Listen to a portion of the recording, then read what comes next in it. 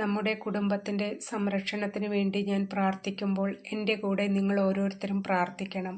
എൻ്റെ സ്വർഗസ്ഥനായ പിതാവേ, ഞങ്ങൾ ഒരു മനസ്സോടെ അങ്ങയെ സ്തുതിക്കുന്നു. ഞങ്ങളുടെ കുടുംബത്തെ ഓർത്ത് നന്ദി പറയുന്നു. ഞങ്ങളുടെ മക്കളെ അങ്ങയുടെ പക്കലേക്ക് സമർപ്പിക്കുന്നു.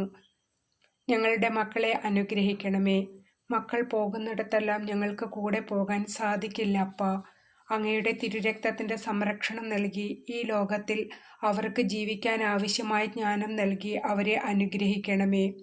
ഞങ്ങളുടെ കുടുംബം ഒരുമിച്ച് അങ്ങയെ മഹത്വപ്പെടുത്തുവാൻ അനുഗ്രഹിക്കണമേ. യേശുവിൻ്റെ നാമത്തിൽ ഞങ്ങളുടെ കുടുംബത്തെ നശിപ്പിക്കാനും തോൽപ്പിക്കാനും ശ്രമിച്ചുകൊണ്ടിരിക്കുന്ന പൈശാചിക ശക്തികളെ ബന്ധിച്ചു പ്രാർത്ഥിക്കുന്നു. ഞങ്ങളുടെ കുടുംബത്തിലുള്ള ഓരോ മക്കൾക്കും പ്രത്യേകം സംരക്ഷണം നൽകണമേ. സന്തോഷവും സമാധാനവും ഞങ്ങളുടെ കുടുംബത്തിൽ എപ്പോഴും നിലനിർത്തി തരണമേ. കുടുംബത്തിലും ഓരോ വ്യക്തികളും തെറ്റ് ചെയ്യുമ്പോൾ അത് പൊറുക്കാനും മറക്കാനും ക്ഷമിക്കാനുമുള്ള ശക്തി തരണമേ. ദൈവവാക്ക് അനുസരിച്ച് ജീവിക്കാനുള്ള മനസ്സ് നൽകി അനുഗ്രഹിക്കണമേ. ഞങ്ങളുടെ ഓരോ വഴികളും അങ്ങ് കാത്തുരക്ഷിക്കാൻ അങ്ങയുടെ ദൂതന്മാരോട് ആജ്ഞാപിക്കണമേ.